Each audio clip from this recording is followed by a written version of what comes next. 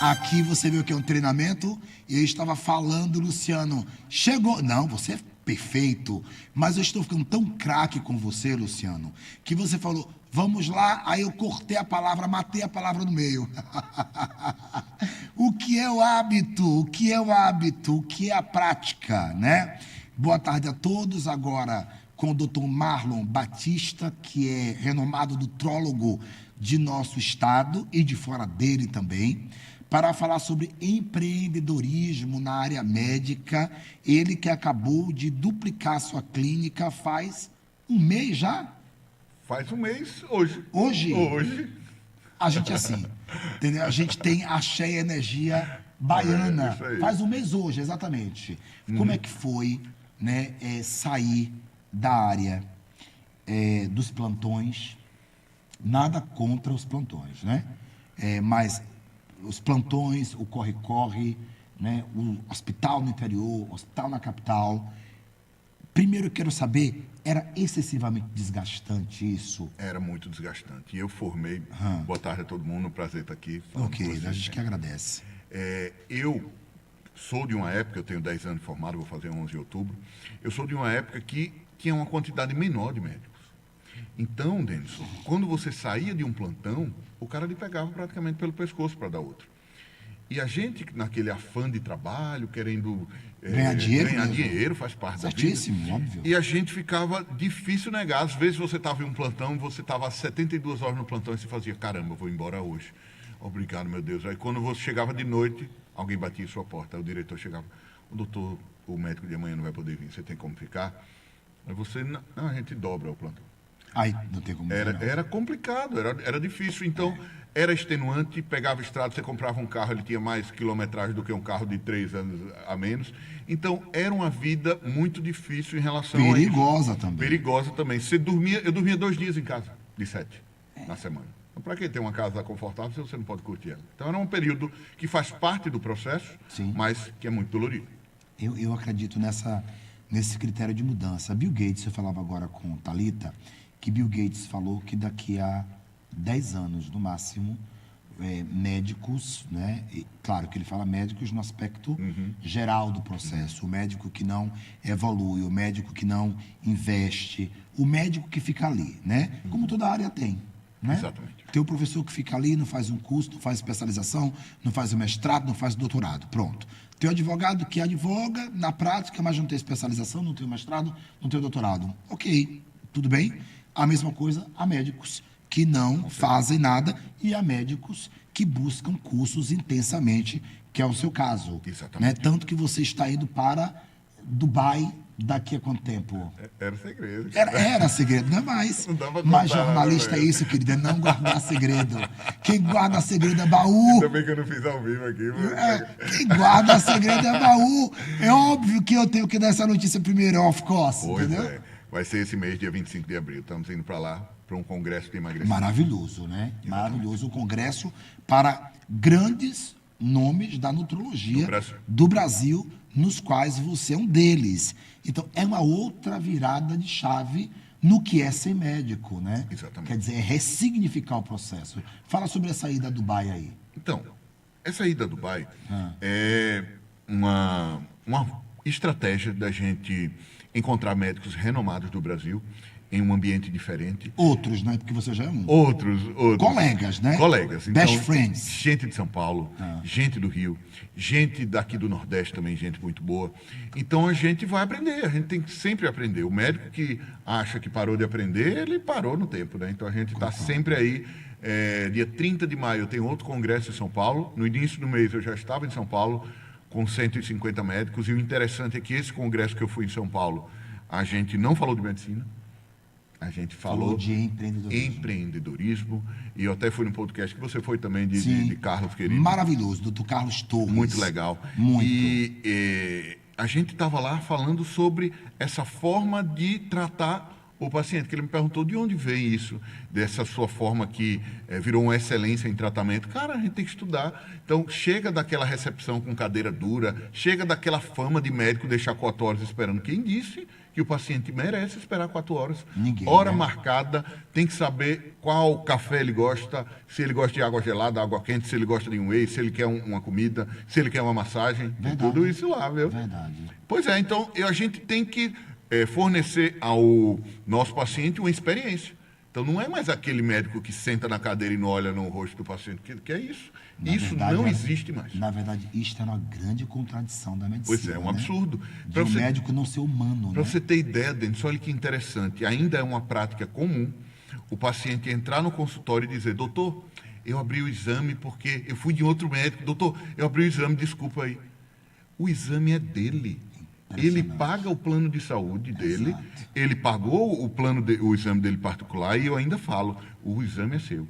E no dia que um outro médico lhe chamar a atenção por isso, porque isso vem de os médicos já terem chamado a atenção. Porque abriu o exame, né? É para você dizer, o exame é meu, doutor. Por isso que eu abrir o abri. que quiser, né? Não, é óbvio. É óbvio. Olha que crença a gente tem do autoritarismo médico na consulta. Tem mesmo, né? E todo mundo entende como normal. Não é assim, não. Mas veja que coisa interessante.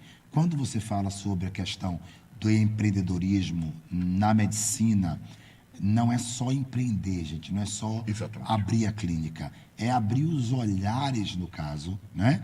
Que existem estes olhares em relação aos pacientes no que tange todo o processo de consulta, que é desde a chegada do paciente à clínica até o contato com o médico, né? E o autodomínio do paciente com aquilo que é seu, que são seus próprios exames, seus próprios resultados. É uma quebra muito grande de paradigma isso aí, né? Total, porque a clínica virou instituto, duplicou de tamanho e a gente precisou contratar mais pessoas. Essa é a diferença necessária entre os termos instituto e clínica? É, porque o instituto é uma ideia de que vai ter outros profissionais agora. É multidisciplinar. Multidisciplinar. Tá. Agora a gente tem espaço e a Inclusive, gente quer fazer Martim Dionísio cardiologista. vai ser seu cardiologista, meu amigo. Exatamente. Né? Grande Já estudioso, está trabalhando viu? Já lá. está, né? Já está. Estudioso, sabe mesmo, aplicado. Sabe. É da mesma época sua da medicina? Da mesma época do da plantão. Mesma época do plantão, é verdade. Então, olha que interessante essa história, eu nem lhe contei dentro.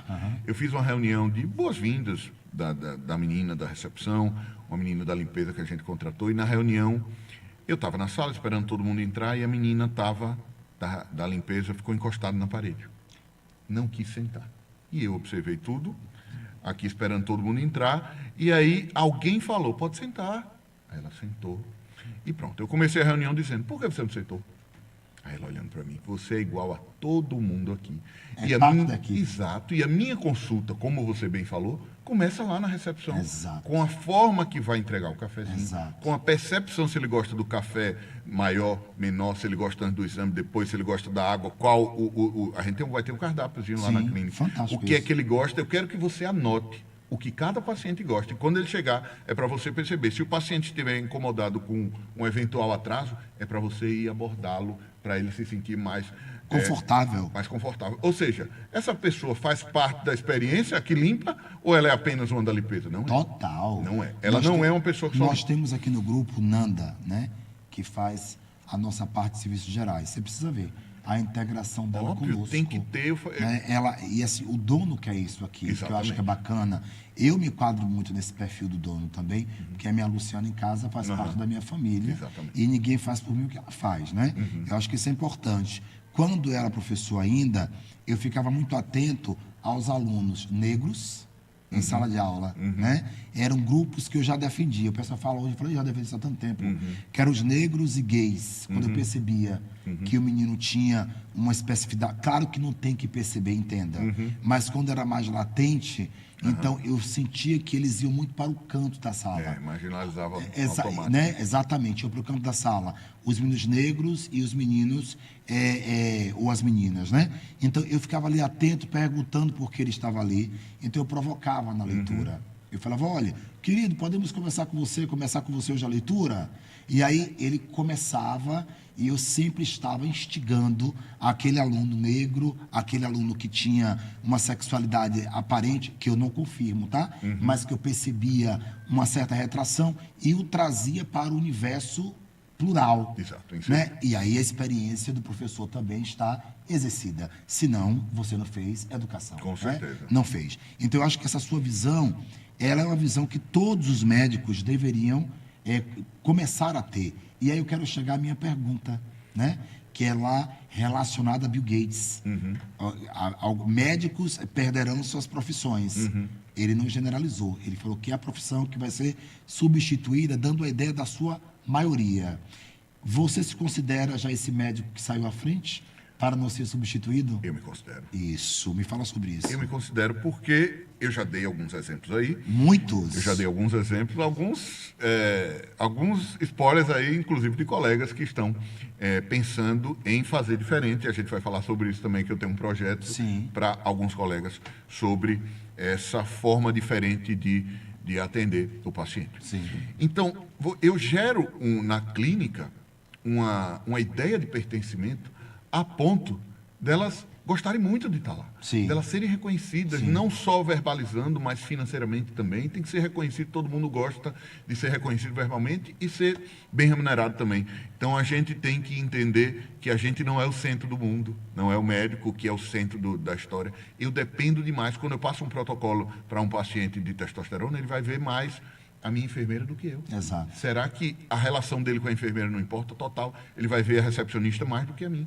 Então, eu preciso que elas tenham essa empatia e me passe tudo. Às vezes todo paciente tem meu número, que é um diferencial. Eu não conheço nenhum médico que atende 150 pessoas como eu e dá um número a todos. Então, eles têm meu número para dizer, mande falar comigo. Eu falo com todos os pacientes. Dá trabalho? Dá. Mas é isso que é o preço da gente ser diferente. É a parte do processo, né? É a parte do processo. Que é o acompanhamento que todo mundo quer. Exatamente. Com o médico que foi lá, que viu, analisou, pediu os exames, reanalisou estes exames, né? E acompanha esse processo, ou acompanha o processo em si, né? Tem coisa pior do que você. Eu sou paciente, todo mundo é paciente. É verdade. Tem coisa pior do que ir ao médico e você, eita caramba, esqueci de perguntar aquilo, só daqui a 2 meses. É horrível. Não tem. Você manda uma mensagem, às vezes é uma bobagem, você, caramba, essa medicação eu tomo de manhã, antes da comida ou depois? Esqueci, caramba, né? Não perguntei. Então, ele tem essa liberdade comigo e eu sei que isso aproxima meu paciente, acaba virando um torcedor meu, ele vibra comigo, ele acaba prosperando o que está acontecendo com ele para outras pessoas e acaba só reverberando positivamente. Você me falou sobre o critério de passar todo esse processo de experiência para outros médicos da área. Eu já vi, inclusive, nas suas redes, quando você fala com outros médicos, né? Que virem a chave. Seria mais ou menos isso, exatamente, né? Exatamente. Que tirem o microchip que foi colocado na cabeça, né? E vejam a profissão como algo mais amplo, algo maior, algo inclusive mais rentável, mas ainda assim fazendo medicina de qualidade. Com certeza. Né? Fala sobre isso para nós todos. Como é que tem sido isso? Cara, a gente não aprende a ser algo diferente de ser empregado. Na faculdade, você é treinado para ser apenas funcionário. Interessante isso, então, né? é muito interessante, porque na faculdade de 6 anos, nenhum professor chegou para mim e falou, você sabe como é ter uma clínica? Ninguém. Nunca eu ouvi isso. Era só sobre plantões, só sobre o plantão, atendimentos. quando você for trabalhar no posto, você não pode pedir remédio caro, porque lá só tem remédio do posto. Não, mas esse aqui é melhor. E se o paciente quiser comprar algo, quer dizer que você está dizendo que ninguém no posto pode comprar? Então, se você passasse um remédio diferente de um Captopril, exemplo, remédio para pressão, não, esse é mais caro, você tomava uma bronca. Então, olha, o treinamento já é para passar o que o paciente pode comprar e não dar o direito a ele escolher. Exatamente. Olha que coisa. É um outro erro, né? É um outro erro. Porque se o outro tem uma qualidade maior, quem define é o paciente. Exatamente. Né? Então, eu criei, pensando nisso, uma mentoria para médicos. Sim.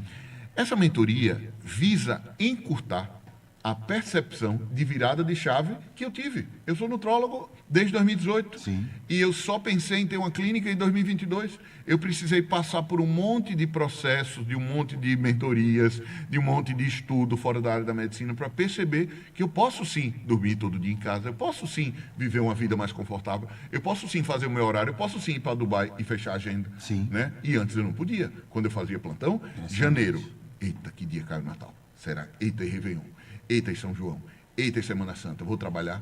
Era essa a vida. Será que a gente que estuda 6 anos, a vida toda... Fora as especializações. Fora a né? especialização. Os investimentos. Investimento. Né? A gente não merece escolher um dia que a gente não queira trabalhar. Eu lembro, eu dando plantão, trabalhei sábado e domingo de 15 em 15, por 2 anos, trabalhava sábado e domingo, saía do hospital segunda. E eu lembro, domingo, lamentando estar trabalhando, e um colega meu, Paulo Veiga, se você estiver vendo, lembra? E a vida lá fora acontecendo. Ele né? falou, sabe o quê? Eu falei que eu não queria trabalhar, cara, domingo mais. Ele, já está rico, é?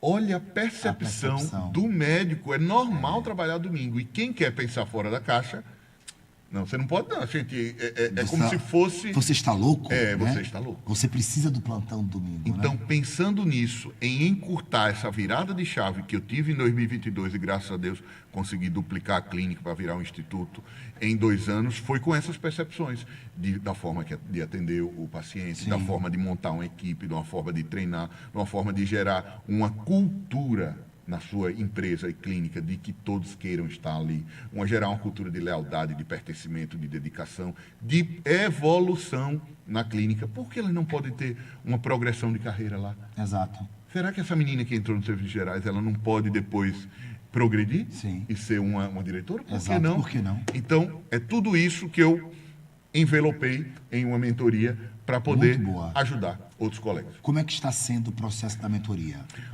Qual é o processo para encontrá-lo, né? E entender esse mecanismo, né? E avançar no processo? Pois é, a mentoria consiste, né, em uma plataforma de aulas, que tem aulas de nutrologia. Para quem? Para quem é essa mentoria? Essa mentoria é para o cara que está querendo nutrologia e não sabe o caminho, é o cara que está recém-formado, ou o cara que está onde eu estive, lá no plantão, querendo sair do plantão, querendo ter mais qualidade de vida com a família. Enraizado, doente, porque está fadigado, não dorme bem, está acima do peso e não sabe para onde ir. E tem uma afeição por nutrologia, é para esses dois, principalmente esses dois, ou para quem está começando na nutrologia. É uma plataforma de aulas que tem sobre nutrologia, sobre empreendedorismo, sobre IA, sobre tráfego, sobre postagem, sobre posicionamento na rede social. Então, eu vou encurtar esses 7 anos que eu tive de nutrologia em uma plataforma. Além da plataforma, tem um grupo de WhatsApp, tem aulas quinzenais comigo, com outros colegas, e o cara está começando a nutrologia. Eita, não sei o que fazer com esse paciente. Você vai mandar a pré-consulta para o seu paciente, ele vai mandar de volta e eu vou discutir as consultas com o cara, até ele ir pegando... Na verdade, até ir aprimorando. Mentorar mesmo. Mentorear. Eu aprendi que era... Mentorear. Aprendi isso assim. E aí, essa é a ideia. É um projeto aí novo, que a gente está muito feliz e eu acho que eu posso ajudar muitos colegas a virarem a chave mais rápido do que eu fiz. Eu acho isso maravilhoso. Tem sido bem recebido o processo? Sim, tem sido bem recebido. Como é que ele pode fazer? Ele vai na minha rede social, que é dr.marlonbatista, vai no link, vai falar com alguém da nossa equipe e vai marcar uma reunião comigo.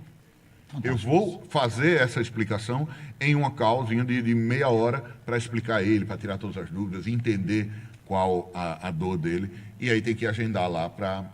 É comigo diretamente, não é alguém que vai conversar, não. Eu que vou explicar tudo. É sentar todo o processo, explicar todo o processo e aí começa. E iniciar. Qual é o prazo dessa mentoria, 6 doutor meses. Marlon? 6 meses, 6 né? meses. Ele vai iniciando o processo e você vai acompanhando esse crescimento. Mudar a vida dele. Tem muita gente que precisa, né? Caramba, tem muita gente. Eu fui, Denis, para um encontro da minha turma de 10 anos. Sim. E essa mentalidade, ela... Não existe ainda. Não existe ainda. O analfabetismo digital do médico é algo assustador. Até o gerenciamento das próprias carreiras, né? Eu trabalhava no Hospital São Paulo, eu sei que está estourando, e eu encontrei um colega que trabalhava comigo no hospital. Ele chegou para mim e falou bem assim, você saiu do GCE e agora é blogueiro. Olha a percepção. É a percepção de que agora eu estou... Gente, você é comunicador.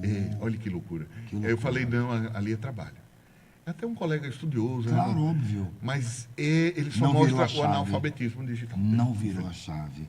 Ele não entendeu que o médico é também comunicador. Óbvio, com né? certeza. E a credibilidade que se passa quando você vai à rede e conversa com o seu paciente ou quem segue você sobre vários casos. Ele não compreendeu que a medicina mudou, né? Ele quer você primeiro, ele olha você falando, gostei desse cara, eu vou nele. Óbvio. Se ele já viu a transparência, a fala, a competência e o conteúdo, é óbvio que ele vai escolher quem está na rede do que quem está omisso até a própria existência como profissional. Quem é e não diz que é, não é. Não é.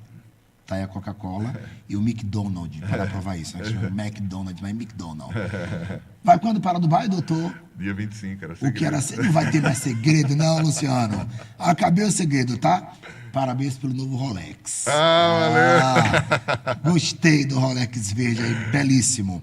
Estive aqui com o doutor Marlon Batista, médico nutrólogo, competentíssimo. O estado inteiro conhece, é um médico das classes abastadas, mas ele tem plano de saúde também, que atende todas as pessoas, tá? Tenham todos uma boa tarde, né? Um excelente decorrer de semana. Hoje é segunda-feira. Nos vemos na próxima segunda com o Denis Ventura Entrevista. Forte abraço. Esta